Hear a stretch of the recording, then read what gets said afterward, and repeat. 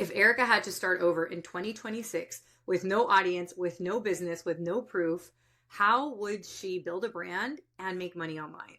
So the first thing I would do is I would actually not overcomplicate it. Welcome to the Chingona Revolution podcast, where we will bring out your inner badass Latina, overcome self-doubt, help you gain clarity, and pave your own path, all while leading with courage. I am your host, Latina coach and speaker, Erica Cruz.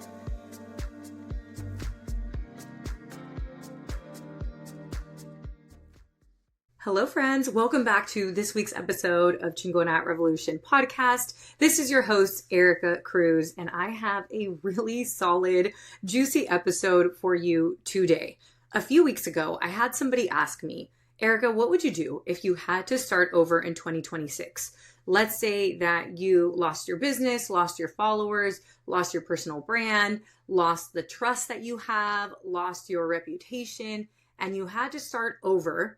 What would you do?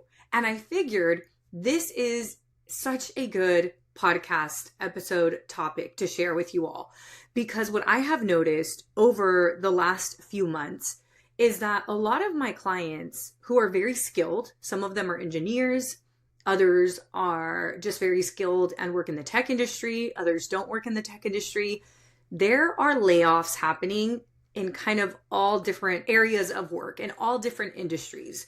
And with the rise of AI, there's so many changes and there's so many shifts that are going on. And I don't say this to scare you, because just like a lot of people are being laid off, there's also new jobs that are always created. And I do believe that you can find a new job if you're looking for a new job. It just requires that you put yourself out there a little bit more. So if that's your goal, this will still be a relevant podcast for you. But what I've noticed is that people are realizing that they can no longer depend on their job as their single source of income. With all of these different changes, people now more than ever are looking at how can they make their own money, even if it's just a side hustle or if it's something that they do full time. What I've noticed with my clients and with people who follow me and message me, it is that people are not feeling completely fulfilled in their jobs, and they would like to have more control over the money that they make. And also do it in a way that's very aligned with their purpose, doing it in a way that's helping, doing it in a way that's giving back.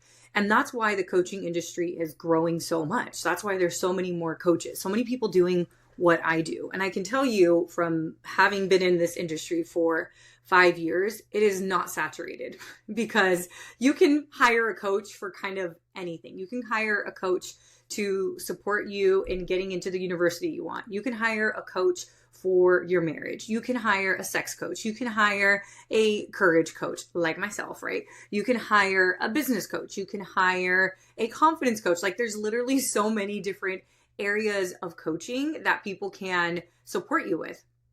So if you were listening to this podcast episode and you're like, damn, I would like to make some side income, or I do want to leave this job and I want to be full-time, or maybe you also have recently been laid off. I actually had 2 calls over the last, just this week, and it's only Wednesday. I had one call earlier with a client of mine who's been laid off, and we've already been working on her personal brand so that she can pivot in her career. And I said, you know, right now that you're laid off and you still have a severance package, you're still getting paid, and you're not in a huge rush to find a job, and you know you have some trips planned, why don't we give this a shot to make some money online?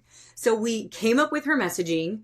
And we had a 45-minute call. By the end of our 45-minute call, she had clarity on what her offer is, who she's going to serve, what she's going to help them with, and how she's going to help them. And then we came up with content ideas. So now for the next 30 days, she's going to give that a shot. And I was like, look, worst case scenario is you give this a shot and you connect with more people and you're helping them, because we were pretty much creating like career coaching for her. She's really good at networking. And I was like, yeah, that would be the worst case scenario, that you learn more. Best case scenario is that you're making money on your own, and then we can really reevaluate. Do you want to go work somewhere else? Is this going to be a side hustle, or is this going to be your full-time thing? And then I was working with somebody else just a couple of days ago who booked my personal branding intensive. Similar situation, recently laid off, looking for a job, but also interested in making money on her own. So I gave her, we did the same thing. We clarified her message, clarified who she was helping. And within 24 hours, she already had her first client. So I know that this sounds like, oh, but they must have experience. No, both of these people came to the calls without even realizing that this is something they could do. So I'm sharing this so that you know that what I'm going to share with you over the next, I don't know, however long this episode will be, the next 10, 12, 15, 20 minutes, it applies to you as well. And let's go back to the topic of today's episode, which is if Erica had to start over in 2026 with no audience, with no business, with no proof, how would she build a brand and make money online? So the first thing I would do is I would actually not overcomplicate it. I think whenever we think, oh yeah, I want to make money, then we think, oh, well, I need to have a logo and I need to have a website. And I need to have complete clarity with who I'm going to help and how I'm going to help them. And I need to have a business plan. Complete BS. You don't need any of that. One of the things that I teach my clients inside of Courage Driven Latina is what we call the ghetto first draft. The ghetto first draft is the cheapest, fastest way of validating what you want to do. So I have a client who really wanted to open up a coffee shop. So I was like, all right, let's ghetto first draft it. First thing you're going to do is invite some friends over and host a coffee party, like a coffee themed brunch. And then once you really enjoy that and you get to test out your different recipes, the next step is going to be to have a little stand at a farmer's market. And then the next step is going to be having an actual pop-up, maybe going to different parties before investing in all of this different machinery, before getting a lease out for a coffee shop. So that's just a physical example of a physical business with products to help you understand this concept of a ghetto first draft. So no website, no business plan. It's all about, here's my idea. Let me run with it and test it. And then I can keep improving as I go forward. So instead of building a website or building a logo, what I would build would be visibility through my personal brand. And here is how. I'm going to give you exactly how I would do it. If I was getting started today, I would focus just on one platform, because this is another thing I tell my clients. You can do everything you want, but you can't do everything at the exact same time. So if you're not already creating content and you're trying to be everywhere, you're going to end up being nowhere because it's going to be overwhelming. It's almost like, imagine that you have 10 different tasks that you want to do, and you have to drive to different directions to do all of those tasks. And you're trying to go to all of them at the same time. Well, you never make it to one because you keep driving in different directions. Versus if you just pick one, you can, as my mom would say, agarras corte, which means, you just kind of find the best route. Like, all right, let me start with the one that's closest and then work my way out. And that's what we want to do. So starting with one platform, that was probably not the best analogy. I feel like I'm good at coming up with analogies. That was probably not my best analogy, but we're going to keep this in here because I want to prove the point that it's not about being perfect. It's about being visible and it's about showing up. So Sarah, we are not editing that out. We are keeping that in because I think you all still got the gist, even though I probably could have come up with a better analogy. So focusing on one platform is my biggest piece of advice. So whether this is Instagram or LinkedIn or TikTok or Threads, I would pick one. And then here's how I would pick it. I would pick it based on who is it that I want to work with. And if you don't know who you want to work with, then just think of who you were just 3 or 5 years ago. And then now ask yourself, okay, well, where am I spending all this time? So like, for example, the client that I was speaking with earlier today, who's testing out career coaching, her platform is LinkedIn. Versus another client who's doing wellness coaching, her platform is Instagram. Versus another client who is really doing a lot of lifestyle stuff and fashion, hers is TikTok. And it's really about, I want you to think about which audience are you serving? And then where is this audience already spending time? And start there. And the other thing I'd have you look at besides audience is, what is your skill set? Let's say that your skill set is writing. Well, maybe Threads is a good platform for you. Maybe Instagram carousels is good for you. Maybe LinkedIn posts is good for you. Versus if you're a little chatterbox like myself, and if you are comfortable enough, well, and if you're not, you will get comfortable enough, then maybe do Instagram stories or do video or do B-roll with the voiceover. You have to pick the lowest hanging fruit, and you have to start with what comes easiest to you. And you have to start with just one platform to make it simple, because once you prove to your brain that you can do this and you can show up, then it's not this huge scary thing. Versus if you're trying to master learning how to best create content on LinkedIn, but also on Threads, but also on YouTube, also on TikTok, and also on Instagram, that is really overwhelming. It's okay to be everywhere, but don't start everywhere. Start with one place, master it, and then you can add on another one. Because what happens is when we feel overwhelmed, that is the quickest way to lead to procrastination. That's why we don't get things done. When we feel completely overwhelmed, we don't take any action. I hope you are enjoying this podcast episode. I just have one quick message for you. The questions I get over and over are, how were you able to leave your tech job? How did you start your business? How are you able to travel so much? Every time I see your stories, you're traveling somewhere new. And how did you become your own boss and create such a purpose-driven business? These are the common questions that I get over and over. And as I sat to think about the response to these, the answer is that I built my personal brand. None of these things would be possible if I did not begin to build my brand and show up and create content and create impact. Because of that, that is why I was able to leave my tech job, start my own business. So this is a training that is long overdue. I am teaching you all how I manifested my first 10,000 followers by building my personal brand. This training is happening on Monday, March 9th. FYI, that is daylight savings time. So please add it to your calendar once you sign up. I don't want you to miss it because live is always best, but we will be sending out the replay. So if you sign up and can't make it, don't worry. We'll send you that replay that evening. This training is for you if you've opened up an Instagram account or a TikTok account with all the intention of being super consistent, only to completely ghost the account. Maybe you are somebody who gets these great ideas when you're in the shower or when you're driving, but you have such a hard time taking action on them because you don't feel ready. Maybe you've watched people who you know completely blow up and think, damn, that could have been me if I had just started showing up. Maybe you do know the power of a personal brand, but you're stuck overthinking. You're maybe afraid about what you should post, how you should post it, or what other people might say or think. Maybe you dream of starting a business and you understand that building a personal brand is one of the first steps to doing that. I am going to be teaching you all the mistakes I made because I had 2 failed attempts at building my personal brand before I did it successfully. And then I'm going to share with you the strategies that do work. I can't wait to see you there. Again, it's happening on Monday, March 9th at 5 o'clock Pacific time. Sign up using the link down below. Can't wait to see you there.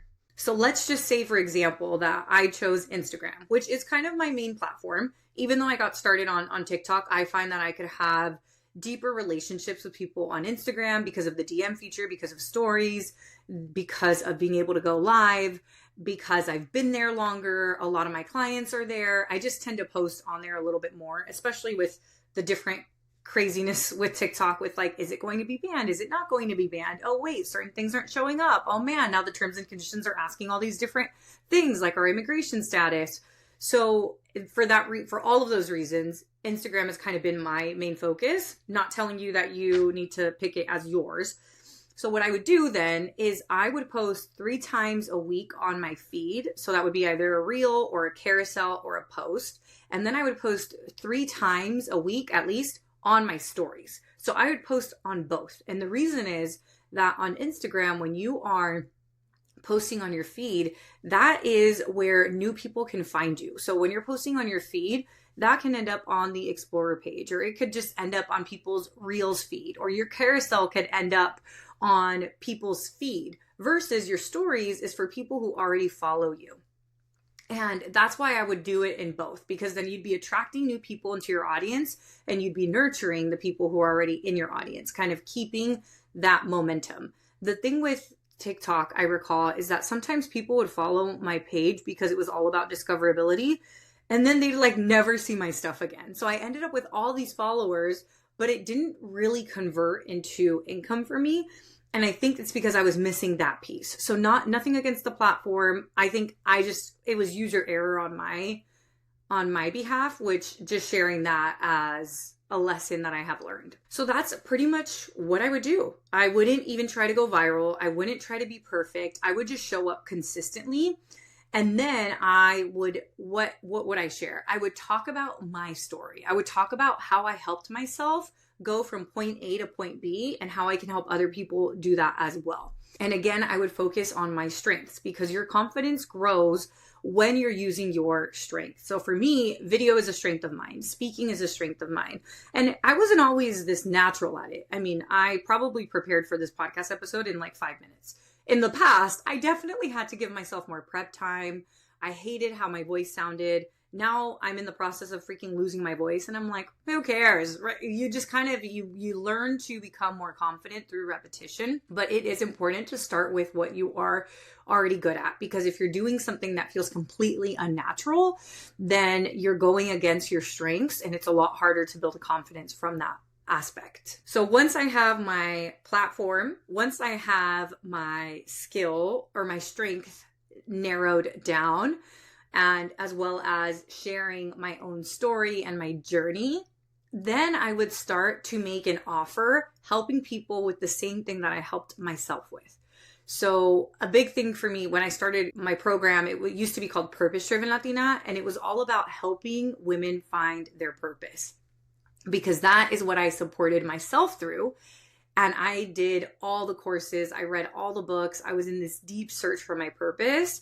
And I ended up finding it through coaching and through creating content and helping other women find their purpose. And all of that research I had done, all of the things I had tried that didn't work out, ended up supporting me to actually be a really good coach for that. And now, fast forward, now I've learned that it's not just about figuring out what you want to do. It's also about building the courage to go do it. And that's when the name changed to Courage Driven Latina. And more recently, what I've learned is what I just said at the beginning of this episode.